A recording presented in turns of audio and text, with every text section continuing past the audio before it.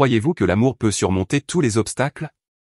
Valentina, humble servante et immigrée, et Nicolas, millionnaire héritier d'une des familles les plus influentes de Séville, défient toutes les attentes en affrontant les préjugés et le danger pour être ensemble. Mais pourront-ils construire un avenir ensemble lorsque le feu de la vengeance menace de détruire tout ce qu'ils ont accompli? Découvrez comment une simple rencontre peut transformer à jamais le destin de deux vies. Si vous avez été touché par ce voyage d'amour, de dépassement et de nouveaux départs, abonnez-vous à la chaîne et activez la cloche pour ne pas manquer les prochaines histoires. Valentina observait son reflet dans le miroir doré de la luxueuse chambre d'Isabella. La douce lumière de fin d'après-midi baignait la pièce, soulignant les détails délicats du voile de mariée qu'elle avait placé avec hésitation sur ses cheveux noirs. Ses doigts tremblaient tandis qu'elle ajustait soigneusement le tissu, sachant que ce moment ne lui appartenait pas, mais pour un instant, elle s'autorisa à rêver. Elle rêvait d'une vie différente, d'une vie où elle pourrait être plus qu'une simple servante. Devant le miroir, Valentina n'était plus l'humble servante d'une riche famille, elle se voyait comme une mariée, enveloppée de dentelle et de soie, en route vers une nouvelle vie.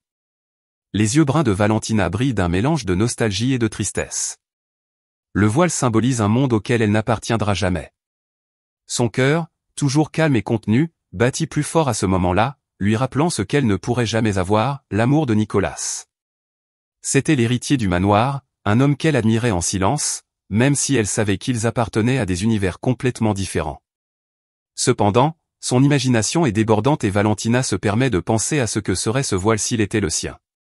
Si c'était elle, et non Isabella, qui était destinée à marcher dans l'allée, où Nicolas l'attendrait à la fin. Pendant un bref instant, Valentina a oublié sa réalité.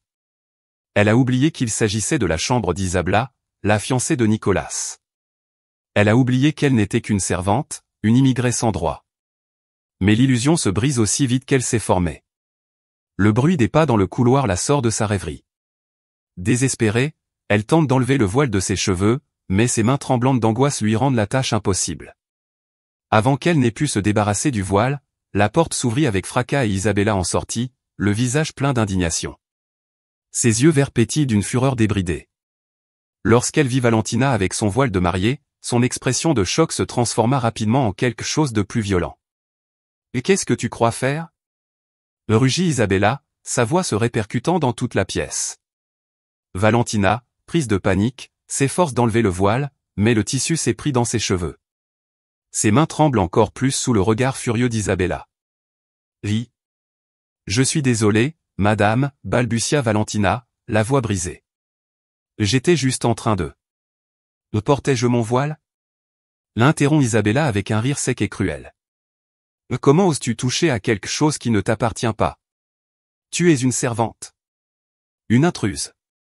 Qu'est-ce qui te fait penser que tu peux même imaginer faire partie de mon monde? Là d'où tu viens, Valentina, les femmes comme toi n'en rêvent même pas. Tu es une immigrante illégale. Tu crois que quelqu'un comme Nicolas se soucierait d'une personne comme toi? » Chaque mot d'Isabella a frappé Valentina comme un coup. Elle sent ses joues brûler de honte. Elle essaya de parler, mais sa voix se bloqua dans sa gorge. Isabella s'approcha, les mains serrées en poing, le corps tendu par la colère. « Vous devriez être renvoyé sur le champ, » poursuivit Isabella, sans laisser à Valentina l'occasion de s'expliquer. « En fait, tu devrais être reconnaissante que je n'ai pas appelé les autorités pour te renvoyer d'où tu viens. » Valentina baissa les yeux, sentant l'humiliation s'emparer de son corps. Elle voulait disparaître, elle voulait que le sol l'engloutisse, mais il n'y avait pas d'échappatoire. Les mots d'Isabella résonnaient comme un rappel cruel de sa position, de son insignifiance dans ce monde auquel elle n'appartiendrait jamais. Elle essaya à nouveau de retirer le voile, mais ses doigts, maladroits à cause de la pression, échouèrent. Le bruit de pas fermes résonna dans le couloir. Avant qu'Isabella ne puisse poursuivre ses menaces, la porte s'ouvrit à nouveau, révélant la silhouette imposante de Nicolas. Son regard balaya rapidement la scène qui s'offrait à lui et son expression se durcit. « Que se passe-t-il ici ?» demanda Nicolas, d'une voix ferme mais contrôlée. Isabella, les yeux remplis de larmes de fureur, pointa Valentina du doigt. « Cette femme portait mon voile. » s'écrie-t-elle, chaque mot chargé de mépris. « Elle essaie de me voler ma place, Nicolas. Comment oses-tu toucher à ce qui m'appartient ?» Nicolas regarda Valentina, qui restait immobile, les yeux baissés, essayant sans succès de défaire le nœud que le voile avait formé dans ses cheveux. Il s'approcha d'elle d'un pas ferme, mais au lieu de la gronder, il lui tendit la main et commença doucement à défaire le voile. C'était un malentendu, dit-il calmement en démêlant le tissu des cheveux de Valentina. Ce n'était rien, Isabella.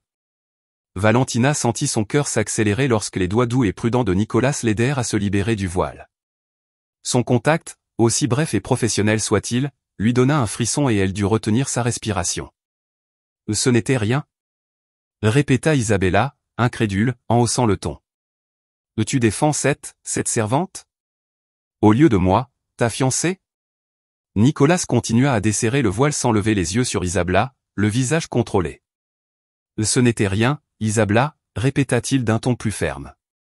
Valentina s'est simplement trompée.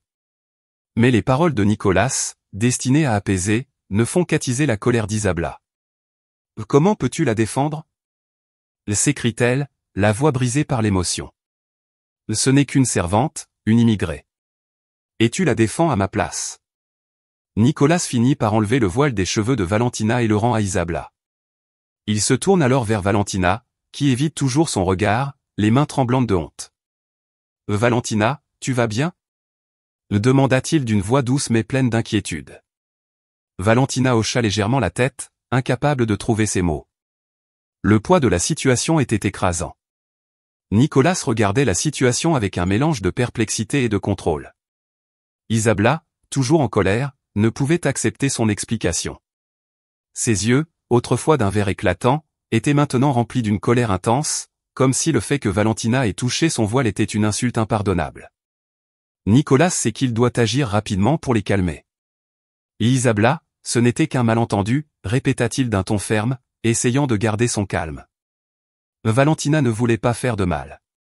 Ce n'était qu'une erreur. Mais pour Isabella, ces mots sonnaient comme un affront. Elle était sous le choc de ce qu'elle considérait comme une trahison, aussi minime soit-elle, et sa colère semblait croître de seconde en seconde. Comment peux-tu minimiser cela? Demanda Isabella, la voix pleine d'incrédulité. C'est mon voile, Nicolas. Quelque chose qui représente tout pour moi, et elle a osé le toucher, comme si elle pouvait prendre ma place. Nicolas respire profondément, essayant de calmer la situation. Il savait qu'Isabella avait toujours été impulsive, mais à ce moment-là, sa réaction semblait exagérée. Il se tourna vers Valentina, qui restait immobile, les yeux baissés, incapable de faire face à la femme qui l'accusait avec tant de fureur. Nicolas se rend compte de sa nervosité et une vague de compassion l'envahit. Il doit la défendre, même s'il sait que cela risque d'aggraver la situation de sa fiancée. Valentina s'est déjà excusée et je suis sûr qu'elle n'a jamais voulu vous manquer de respect, à vous ou à votre voile, dit Nicolas d'un ton calme mais ferme. Isabella, je t'en prie, réglons cela sans plus de problèmes. Isabella, cependant, était loin d'être calme. Elle s'approche de Valentina à grands pas, comme si sa simple présence était un affront. Là elle pense qu'elle peut entrer ici, toucher à mes affaires, vivre dans mon monde? S'écrie Isabella. Tu crois vraiment que Nicolas se soucierait d'une immigrée clandestine? Comment peux-tu seulement rêver qu'il remarque quelqu'un comme toi? Chaque mot d'Isabella est un coup direct porté au cœur de Valentina. Elle sent le poids des préjugés, de son statut d'immigrée et de la réalité qu'elle tente d'oublier. Elle n'avait jamais voulu causer d'ennui, et encore moins être au centre de tant de colère. Elle voulait simplement disparaître à ce moment-là, mais ses jambes semblaient paralysées par la peur. Lorsque Nicolas vit la façon dont Isabella s'en prenait à Valentina, il sentit quelque chose s'enflammer en lui. Il connaissait Isabella depuis des années, il savait qu'elle pouvait être capricieuse, mais il n'avait jamais imaginé qu'elle pouvait être aussi cruelle. C'était comme si quelque chose avait changé chez sa fiancée, et il se demandait s'il ne voyait pas une facette d'elle qu'il ne connaissait pas. Ça suffit, Isabella. La voix de Nicolas résonna plus fort qu'il ne l'avait prévu, coupant l'air tendu de la pièce. Isabella, surprise par le ton de Nicolas, recula d'un pas, ne croyant pas ce qu'elle entendait. « Tu me défends ou tu la défends ?» demanda Isabella, les yeux pleins de larmes, la voix tremblante d'émotion. Nicolas sent le poids de la question. Il était à la croisée des chemins, et tout choix qu'il ferait pourrait avoir de profondes conséquences. Il regarda Valentina, toujours immobile, les yeux pleins de douleur et de honte. Puis il regarda Isabella, espérant une réponse qui lui redonnerait le contrôle. Il savait qu'à ce moment-là, il devait faire un choix clair, et les mots d'Isabella résonnaient dans son esprit. défendre Valentina ou continuer à soutenir Isabla. Il ne s'agit pas de défendre qui que ce soit, répondit-il, essayant de rester calme, mais sachant qu'Isabella ne comprendrait pas, il s'agit de résoudre ce problème de manière raisonnable. Personne n'essaie de prendre ta place, Isabla. Isabla secoue la tête, incrédule. Elle est là, Nicolas, et cela me suffit pour savoir qu'elle veut plus que le poste. La colère montait à nouveau dans la voix d'Isabla. Mais tu ne vois pas? Elle est là, elle me vole mon espace, ma vie. La tension était presque palpable et Valentina trouva enfin la force de parler. Ris. Je ne veux pas causer d'ennui. Sa voix était basse, presque un murmure. Je veux juste sortir d'ici, s'il vous plaît. Isabella rit, mais c'est un rire amer. Sortir? C'est peut-être la seule chose sensée que tu aies dite jusqu'à présent. Tu aurais dû partir d'ici il y a longtemps. Nicolas s'avance et se place entre Valentina et Isabla. Personne ne part. Sa voix est ferme. Valentina est une employée loyale, et ce qui s'est passé ici est un malentendu. Nous n'allons pas résoudre ce problème avec des accusations ou des expulsions. Isabla, en voyant Nicolas se tenir à côté de Valentina, comme s'il la protégeait, a senti quelque chose se briser en elle. L'idée que Nicolas puisse choisir la bonne plutôt qu'elle lui est insupportable. Ses mains tremblaient et des larmes de frustration et de colère coulaient sur ses joues. Comment peux-tu me faire ça? Chuchote Isabella, les yeux pleins de douleur. Je suis ta fiancée, Nicolas. Je suis la femme qui devrait être à tes côtés, mais toi, tu défends cette fille. Nicolas la regarde, le visage marqué par l'inquiétude. Isabla, dit-il calmement. Je ne choisis pas entre vous deux. Ce n'est pas une compétition. Isabla, elle, n'était pas disposée à écouter plus longtemps. Elle recula d'un pas, le cœur lourd, et quitta la pièce à grands pas, claquant la porte derrière elle. Valentina, enfin seule avec Nicolas, sentit le poids de la situation peser sur ses épaules. Elle baissa les yeux, se sentant petite et humiliée. Elle ne voulait pas être la cause de tant d'agitation. « Je suis désolée, monsieur », murmura-t-elle. Cela n'aurait pas dû arriver. Nicolas, toujours debout à côté d'elle, soupira profondément et secoua la tête. « Valentina, ce n'est pas ta faute. Rien de tout cela n'est de ta faute. » Valentina est restée silencieuse pendant quelques secondes, en train d'assimiler tout ce qui s'était passé. Son corps était lourd et son esprit confus. Elle n'avait jamais imaginé qu'en un seul instant, sa vie pouvait s'écrouler de la sorte. L'humiliation qu'Isabla lui avait fait subir brûlait encore sa peau. Elle savait qu'elle ne pouvait pas rester là, pas après ce qui venait de se passer. « Je m'en vais », murmura Valentina, la voix faible et basse, mais déterminée. « Je ne veux plus causer d'ennui. » Nicolas fronça les sourcils, visiblement surpris par sa décision. Il fit un pas vers elle, le regard fixé sur le visage abattu de Valentina. « Tu n'es pas obligée de partir, Valentina, dit-il d'une voix douce mais ferme. Ce n'était qu'un malentendu, Isabella est secouée. Les choses vont s'arranger. Valentina secoua la tête, le cœur lourd du poids de la situation. Elle savait que sa présence dans le manoir maintenant ne ferait qu'apporter plus de problèmes à tout le monde, surtout à Nicolas. Les choses vont empirer si je reste, monsieur. Valentina évita de le regarder directement. Madame Isabla a raison. Je n'appartiens pas à ce monde. C'est une erreur, et, je préfère partir avant que les choses ne s'aggravent. Nicolas sentit un serrement dans sa poitrine en entendant ces mots. Il ne voulait pas que Valentina parte, et quelque chose en lui le poussait à essayer de la convaincre de rester, même s'il savait que sa présence créerait encore plus de conflits avec Isabla. La vérité, c'est que les sentiments que Nicolas avait essayé de cacher commençaient à remonter à la surface, et il ne savait pas comment les gérer. Valentina, commença-t-il en faisant attention à ce qu'il disait. Je ne pense pas que tu doives partir. Je peux parler à Isabla, calmer les choses. Ce n'est pas de ta faute. Tu n'as pas à payer pour ça. Elle lui fit enfin face, ses yeux reflétant la tristesse et la fatigue. Valentina savait qu'au fond d'elle-même, Nicolas essayait de la protéger, mais elle ne voulait pas être la cause d'autres malentendus.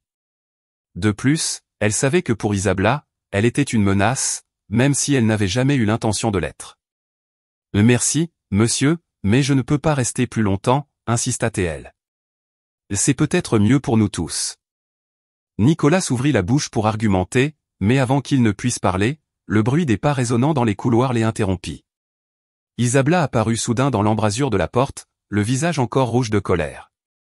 Ses yeux, désormais froids et calculateurs, étaient fixés sur Valentina, comme si elle voulait la détruire d'un seul regard. « Alors, tu es prête à partir ?» me demanda Isabella, avec une voix amère et un sourire cruel sur les lèvres. « Parce que si tu ne le es pas, je ferai en sorte que tu partes le plus vite possible. » Valentina resta immobile, le cœur battant dans sa poitrine. Elle savait ce qu'Isabla voulait dire par ces mots. La menace de déportation était implicite et la peur s'emparait de son corps. Isabla avait suffisamment de pouvoir et de contact pour que cela se produise. Valentina n'avait pas de papier, pas de protection. Et Nicolas, même s'il voulait l'aider, ne pouvait pas empêcher Isabla de mettre son plan à exécution. « Ce n'est pas la peine, Isabla, » dit Nicolas d'une voix ferme, mais Isabla l'interrompit. « Oh, ce n'est pas la peine ?» et dit-elle avec un rire froid. « Bien sûr que si. Cette femme a envahi ma vie, ma maison, et maintenant elle veut faire comme si de rien n'était. Je vais m'en occuper comme il faut. » Valentina sent la peur monter en elle. Les mains d'Isabla tremblaient de fureur et ses mots étaient aussi tranchants que des couteaux. Elle savait qu'elle n'avait plus le temps. Elle devait sortir de là avant que la situation ne s'aggrave. « Je pars maintenant, » dit Valentina, la voix tremblante mais déterminée. « Je ne veux pas causer d'autres problèmes. » Elle se tourne pour quitter la pièce, mais Nicolas la prend par le bras, d'un geste doux mais ferme. « Valentina, attends, » lui demanda-t-il, le visage grave. « Ce n'est pas juste que tu doives partir comme ça, dans ces circonstances. » Isabla rit à nouveau, d'un rire chargé de mépris. « Juste ? Juste, Nicolas ?» s'écrie-t-elle, incrédule. « Ce qui est injuste, c'est que tu défendes cette femme comme si c'était elle la victime. Elle doit partir et c'est ce qui va se passer. » Valentina regarda le sol, essayant de contrôler les larmes qui menaçaient de couler. Elle ne voulait pas que Nicolas soit impliqué dans quelque chose d'aussi destructeur. Elle savait qu'Isabla était hors de contrôle et que la seule façon d'y mettre fin était de partir avant que la situation ne devienne encore plus incontrôlable. « Et s'il vous plaît, monsieur, » dit Valentina, la voix faible. « Il n'y a plus rien à faire. Il faut que je parte. » Nicolas relâcha lentement son bras, une expression de frustration sur le visage. Il savait qu'il ne pouvait pas la forcer à rester, mais chaque fibre de son être voulait lutter contre l'idée de la laisser partir. Il sentait déjà qu'il perdait quelque chose de précieux, même s'il ne savait pas encore ce que c'était. « Valentina, si tu pars, » commença-t-il, la voix brisée. « Ne crois pas que je vais les laisser t'expulser. Je te promets que je ferai tout ce qui est en mon pouvoir pour te protéger. » Valentina acquiesce, les mots lui manquent pour exprimer ce qu'elle ressent. Elle savait que la promesse de Nicolas était sincère, mais elle savait aussi qu'il se trouvait dans une situation impossible. Elle le regarda une dernière fois avant de se retourner et de quitter la pièce, laissant derrière elle non seulement le manoir, mais aussi le rêve impossible que, pendant un bref instant, elle avait osé rêver. Isabla, satisfaite, regarde Valentina partir en croisant les bras, victorieuse. Nicolas, quant à lui, ressent le vide laissé par son départ, et quelque chose en lui dit que ce n'est pas la dernière fois qu'il voit Valentina. Le soleil se couchait lentement à l'horizon lorsque Valentina quitta le manoir pour la dernière fois. L'air chaud de Séville pesait lourdement sur ses épaules, et elle marchait d'un pas hésitant sur le chemin de gravier qui menait à la sortie du domaine. Le poids des paroles d'Isabla résonnait encore dans son esprit. Elle savait qu'à tout moment, elle pouvait être retrouvée par la police, convoquée pour être expulsée. Elle était seule, vulnérable, et ne savait pas où aller. Alors qu'elle marchait, elle a entendu le bruit d'une voiture qui s'approchait. Son cœur s'emballe. Se pourrait-il qu'Isabla ait déjà mis sa menace à exécution? Avant qu'elle n'ait pu réagir, la voiture s'est arrêtée à côté d'elle et Nicolas en est sorti précipitamment, le visage marqué par l'inquiétude. « Valentina, monte dans la voiture, s'il te plaît » demanda-t-il d'un ton pressant. « Je ne peux pas te laisser partir comme ça. C'est dangereux. Si Isabla appelle les autorités, tu auras des ennuis. J'ai promis de te protéger, et c'est ce que je vais faire. » Valentina hésite un instant, le regardant d'un air incertain. Elle sait que Nicolas veut l'aider, mais elle sait aussi que sa présence avec lui ne fera que compliquer les choses. Cependant, la peur de l'expulsion parle plus fort, et elle finit par accepter. « Je ne peux pas rester longtemps, monsieur, » répond-elle en montant dans la voiture. Je ne veux pas causer d'autres problèmes. Nicolas accéléra, conduisant la voiture vers une maison de campagne isolée, l'une des propriétés de la famille, où il savait qu'il pourrait se tenir à l'écart d'Isabella et de toute autre menace imminente. Pendant le trajet, le silence entre eux était lourd, plein d'émotions non exprimées, de questions et d'incertitudes. Enfin, ils arrivèrent au cottage. L'endroit était simple, entouré de grands arbres et hors de vue de quiconque. Valentina sortit de la voiture et respira profondément, soulagée d'être hors de danger, au moins pour un moment. Mais même là, le sentiment d'insécurité ne disparaissait pas. Elle savait que son séjour dans cet endroit ne pouvait pas durer éternellement. Nicolas sortit de la voiture et la suivit jusqu'à l'entrée de la maison. Il ouvrit la porte et fit signe à Valentina d'entrer. Une fois à l'intérieur, elle s'assit sur l'une des chaises du salon, ne sachant toujours pas quoi faire. « C'est un endroit sûr », dit Nicolas en s'asseyant en face d'elle. « Personne ne la trouvera ici. Isabella ne sait pas que cette maison existe et la police ne la cherchera certainement pas ici. » Valentina baisse les yeux, avec un mélange de soulagement et de culpabilité.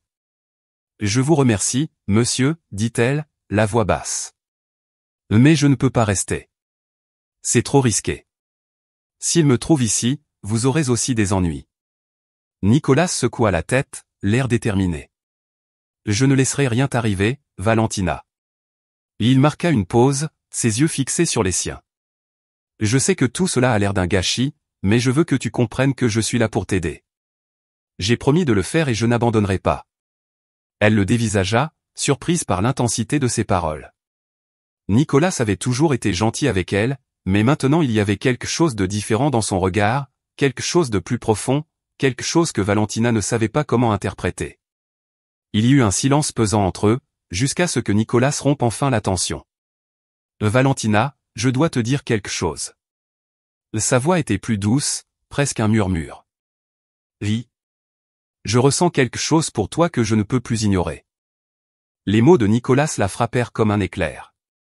Valentina le regarda, stupéfaite, ne sachant pas comment réagir. Son cœur battait la chamade, mais son esprit était confus. Ce n'était pas possible. Nicolas était le fiancé d'Isabella et elle n'était qu'une servante. Ce genre de sentiment, s'il était réel, ne ferait qu'entraîner d'autres complications. « Monsieur, je vous en prie, ne dites pas cela, » dit-elle en détournant le regard, la voix tremblante. « Cela ne fera que compliquer les choses. Madame Isabella est déjà furieuse, et si elle apprend que... » Nicolas l'interrompit, la voix plus ferme. « Peu importe ce que pense Isabella. Je sais ce que je ressens. » Et il se leva de sa chaise et s'approcha d'elle, s'agenouillant pour croiser son regard. « Je sais que c'est mal, que c'est compliqué, mais ce que je ressens pour toi est réel, Valentina. » Valentina sentit la chaleur monter à son visage et tout son corps se tendit. Elle n'avait jamais imaginé que Nicolas lui avouerait une chose pareille, mais son regard était sincère et elle ne pouvait pas ignorer l'attirance qu'elle ressentait. Mais en même temps, elle savait que c'était dangereux. « Nous ne pouvons pas. » murmura-t-elle, presque à bout de souffle. « Cela va mal se terminer. » Nicolas secoua la tête, l'air grave. « Je m'en fiche. Ce que je ressens pour toi vaut plus que n'importe quelle convention sociale, plus que n'importe quel engagement. Si Isabella le sait, qu'il en soit ainsi. Je ne peux pas continuer à prétendre que tout cela n'a pas d'importance. » Valentina allait répondre lorsqu'elle entendit un bruit venant de l'extérieur. Ils se figèrent tous les deux et Nicolas se leva rapidement pour aller voir à la fenêtre ce que c'était. Une voiture approchait. Le cœur de Valentina s'emballa. Est-ce Isabella? Ou la police? Valentina, va dans ta chambre, dit Nicolas avec insistance. Reste là jusqu'à ce que je revienne. Que personne ne te voie. Valentina n'a pas hésité. Elle se leva et courut jusqu'à la chambre située à l'arrière de la maison, où elle se cacha derrière la porte. Elle entendit les pas de Nicolas s'éloigner et le bruit de la porte d'entrée qui s'ouvrait. Valentina se réfugia dans le silence, la peur dominant ses pensées. Quelques minutes passèrent, qui lui parurent des heures, avant qu'elle n'entende la porte se refermer et les pas de Nicolas revenir à l'intérieur de la maison. Il entra dans la chambre et la trouva toujours adossée au mur, les yeux pleins d'inquiétude. « Tout va bien, dit-il avec un sourire soulagé. Je n'étais qu'un livreur. J'ai apporté des choses que j'avais demandées au gardien. » Valentina respire profondément, soulagée, mais sentant encore le poids de la situation. Elle savait qu'elle ne pourrait pas vivre dans la clandestinité éternellement. Un jour, tout finirait par se savoir et les conséquences seraient inévitables. Merci, monsieur, dit-elle, encore tremblante. Je ne sais pas ce que je ferais sans votre aide. Nicolas s'approcha d'elle, cette fois avec plus de précaution, en lui tenant les mains doucement. Mais tu n'as pas à me remercier, Valentina. Je veux juste que tu saches que tu n'es pas seule. Et que je suis prêt à faire tout ce qu'il faut pour que tu sois en sécurité. Valentina le regarda, ressentant une vague d'émotions contradictoires en elle. Elle savait que ces moments avec Nicolas étaient risqués, mais en même temps, elle sentait quelque chose de plus profond grandir dans son cœur. Les jours suivants furent silencieux et tendus dans la maison de campagne. Valentina et Nicolas savent que le temps presse, qu'ils ne peuvent pas se cacher éternellement. Les autorités peuvent être alertées à tout moment, et la menace d'une expulsion pèse sur Valentina comme une ombre constante. Malgré tout, quelque chose grandit entre eux. Chaque geste, chaque échange de regards était porteur d'une profondeur qu'ils évitaient tous deux de nommer, mais qui était indéniable. Nicolas se rapprochait chaque jour un peu plus et Valentina, bien qu'elle essayât de garder ses distances, ne pouvait ignorer ses sentiments. Mais la réalité leur rappelait toujours leur position. Valentina était encore une domestique, une immigrée, et un avenir avec Nicolas semblait aussi lointain qu'impossible.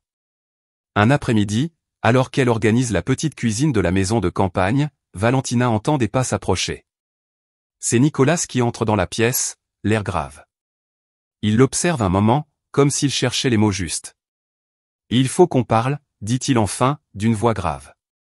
Valentina se tourna vers lui, ses yeux reflétant l'incertitude qu'elle ressentait. Elle savait que cette conversation arriverait à un moment donné, mais elle n'était pas préparée à ce qui suivrait. « Je sais que nous ne pouvons pas continuer comme ça », continua Nicolas en s'approchant un peu plus. « Vous vivez dans la peur, et ce n'est pas juste. Nous ne pouvons pas passer notre vie à fuir. » Valentina acquiesce, sentant le poids de ses paroles. Elle savait aussi que cette situation ne pouvait pas durer. Chaque jour passé à se cacher ne faisait que compliquer les choses, et la peur constante d'être découverte la consumait. « Et que pouvons-nous faire ?» demanda-t-elle, la voix faible. « Isabella va continuer à me poursuivre. Elle veut que je sorte d'ici, et je ne peux pas retourner dans mon pays. Je n'ai plus rien là-bas. » Nicolas secoua la tête, le regard résolu. « Je ne laisserai pas cela se produire, » dit-il avec conviction. « Isabella ne peut pas contrôler nos vies. J'ai beaucoup réfléchi et je sais que la seule façon de résoudre tout cela est de l'affronter. J'annule le mariage. » Les mots de Nicolas restèrent en suspens et Valentina sentit leur impact sur son cœur. Annuler le mariage ? Elle n'avait jamais pensé qu'il prendrait une décision aussi radicale. Nicolas était-il prêt à tout sacrifier pour elle ? Mais en même temps, l'idée l'effrayait. Annuler le mariage ? Répète-t-elle, incrédule. Et sa famille ? Que diront les gens ? Tu viens d'une famille respectée, et moi ? Je ne suis personne. Nicolas s'approcha, l'intensité de ses yeux toujours aussi clairs. Tu es bien plus que tu ne le penses, Valentina. Et peu importe ce qu'on dit.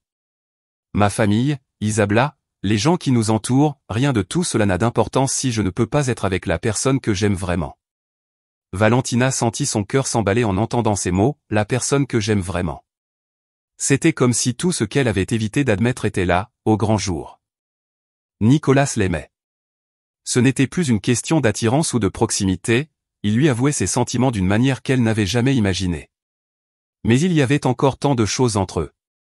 La peur d'être découvert, les conséquences qui en découleraient et l'avenir incertain.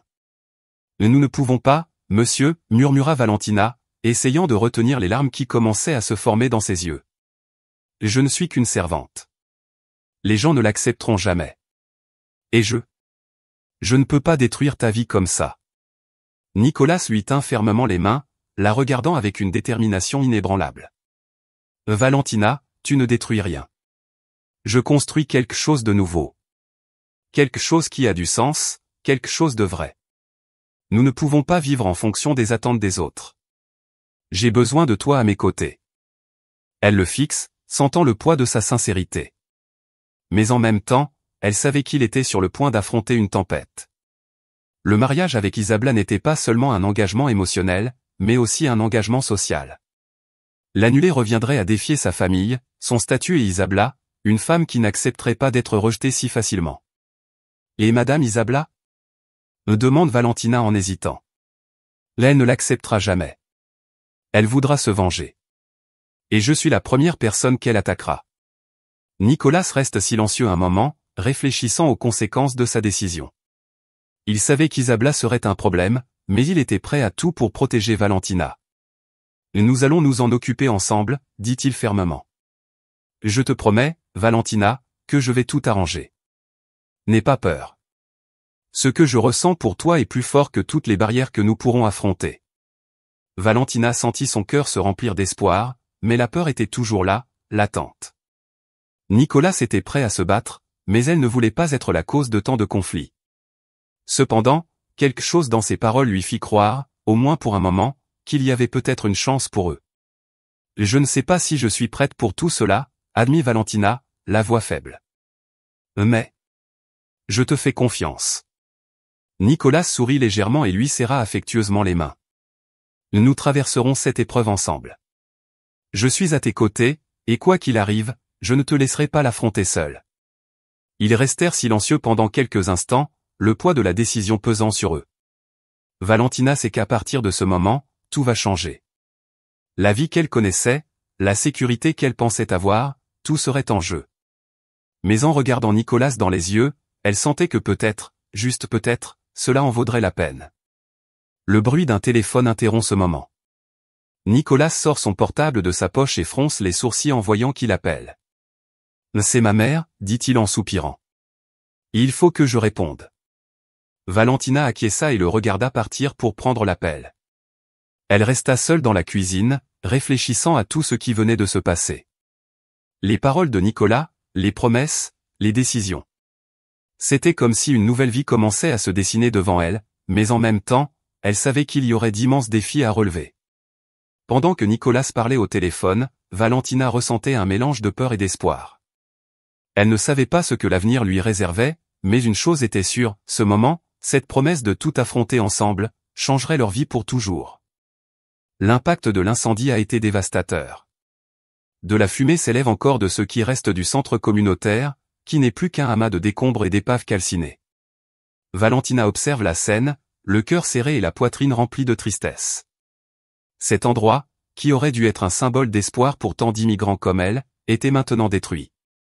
Le centre communautaire qu'elle et Nicolas avaient aidé à construire avec tant d'efforts était la proie des flammes.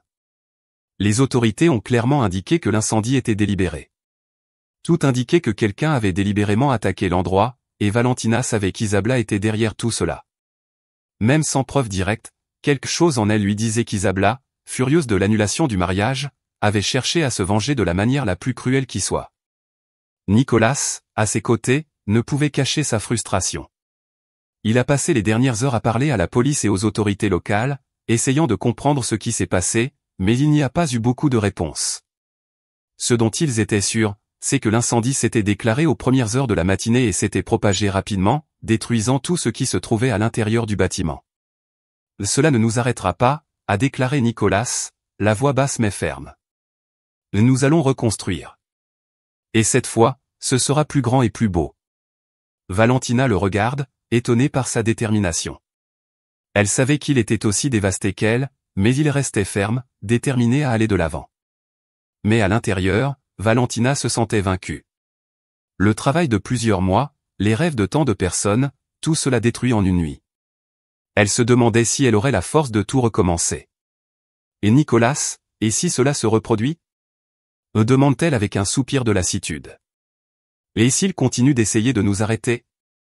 Nicolas se tourne vers elle, les yeux pleins de conviction. Nous ne pouvons pas laisser la peur nous arrêter, Valentina. Peu importe qui le fait, peu importe combien ils essaient de nous faire tomber, nous continuerons. Mais aussi encourageantes que soient ses paroles, Valentina sent toujours une ombre planer sur elle. Elle savait que la reconstruction du centre communautaire serait un défi, mais ce qui l'inquiétait le plus, c'était la menace constante que représentait Isabla. « Je ne sais pas si je suis assez forte pour continuer », murmure Valentina, découragée. Nicolas lui prend les mains et la regarde tendrement dans les yeux. « Tu es plus forte que tu ne le penses. Tu as affronté tant de choses, et regarde où tu es maintenant. Nous ne pouvons pas laisser la peur ou la haine gagner. Valentina voulait le croire, mais les cicatrices émotionnelles laissées par l'incendie étaient profondes. Elle craignait non seulement pour la fondation, mais aussi pour la sécurité de tous ceux qui dépendaient du centre pour un avenir meilleur. Quelques jours plus tard, Valentina et Nicolas ont commencé à organiser la reconstruction. Les dons ont commencé à affluer et de nombreux membres de la communauté immigrée ont proposé leur aide. Valentina s'est retrouvée au milieu du chaos, essayant de tout contrôler. C'était difficile, mais le soutien des personnes qui l'entouraient lui donnait de la force. Un après-midi, alors qu'elle coordonnait les tâches de nettoyage sur le site de l'incendie, Valentina a remarqué une silhouette familière qui s'approchait. Son cœur s'emballe. C'était Isabla. Elle marchait sur le terrain dévasté, ses talons frappant le sol avec détermination. Lorsqu'elle s'est finalement approchée de Valentina, son visage était sérieux, mais différent de celui d'avant. Il n'y avait pas de colère dans ses yeux. Au lieu de cela, il y avait quelque chose que Valentina ne pouvait pas déchiffrer immédiatement. « Je peux te parler ?» demanda Isabla, d'un ton beaucoup plus calme que ce à quoi Valentina s'attendait. Valentina acquiesça, toujours prudente, mais prête à écouter. Isabla regarde autour d'elle, observant les dégâts laissés par l'incendie. « Je suis venue pour » commence Isabella, hésitante. « Je suis venue m'excuser. » Valentina cligna des yeux, surprise. Ce n'était pas quelque chose qu'elle s'attendait à entendre de la part de la femme qui avait essayé de la détruire de toutes les manières possibles. « Ri. Je ne sais pas quoi dire, » murmura Valentina, suspicieuse. Isabella soupira, croisa les bras et détourna le regard, comme si cela lui était difficile. « Je suis allée trop loin, » admit Isabella. « Le feu, Je n'y suis pour rien, mais je sais que je suis responsable d'une grande partie de ce qui s'est passé avant. Ma colère, ma vengeance. J'étais aveuglée par la haine et par la jalousie. » Valentina est restée silencieuse, elle n'a pas fini d'assimiler ce qu'elle a entendu. Isabella semblait sincère, mais il était difficile de croire que cette femme, qui l'avait humiliée et menacée auparavant, était vraiment désolée. « Et pourquoi me dis-tu cela maintenant ?» demande Valentina, ne cachant pas sa méfiance. Isabella respire profondément avant de répondre. « Parce que, d'une certaine manière, tout cela m'a fait voir ce qui est vraiment important. Le mariage, la vengeance, rien de tout cela ne m'a apporté ce que je voulais. Eh bien, je crois que j'essaie de changer. » Valentina ne savait pas si elle pouvait lui faire confiance, mais elle voyait dans les yeux d'Isabella une sincérité qui n'existait pas auparavant. Peut-être que le temps et les circonstances avaient changé la femme qu'il avait tant détestée. Peut-être y avait-il là une chance de rédemption, pour toutes les deux. « Je ne m'attends pas à ce que tu me pardonnes, » poursuivit Isabella d'une voix plus douce. « Je voulais juste que tu saches que je suis désolée pour tout ce que j'ai fait. Et si je peux faire quoi que ce soit pour aider à reconstruire le centre, je serai là pour toi. » Valentina reste silencieuse quelques instants, pesant ses options. L'offre d'Isabella était tentante. Elle pouvait utiliser toute l'influence qu'elle avait pour accélérer la reconstruction et faire en sorte que le centre soit encore plus fort. Mais Valentina savait aussi qu'il était risqué de faire à nouveau confiance à Isabella. Pourtant, il y avait quelque chose dans son ton qui lui faisait croire que c'était l'occasion de mettre enfin un terme à la guerre qui les opposait. « Et si vous voulez vraiment m'aider, alors j'accepte votre offre, » répondit Valentina avec un léger sourire. « Nous pouvons travailler ensemble. Mais s'il vous plaît, plus de bagarres. » Isabella lui rendit son sourire, petit mais sincère. « Merci, Valentina. » Ainsi, dans ce moment de réconciliation inattendue, Valentina réalisa qu'elle fermait enfin ce chapitre douloureux de sa vie.